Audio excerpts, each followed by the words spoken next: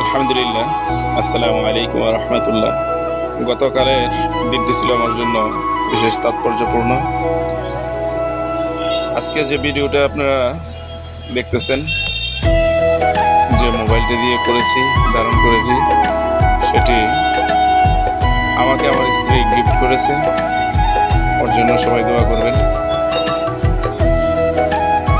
Phone কেনার পর কিছু মুহূর্ত একটু দেখতেছিলাম কেমন দেখা যায়। আলহামদুলিল্লাহ।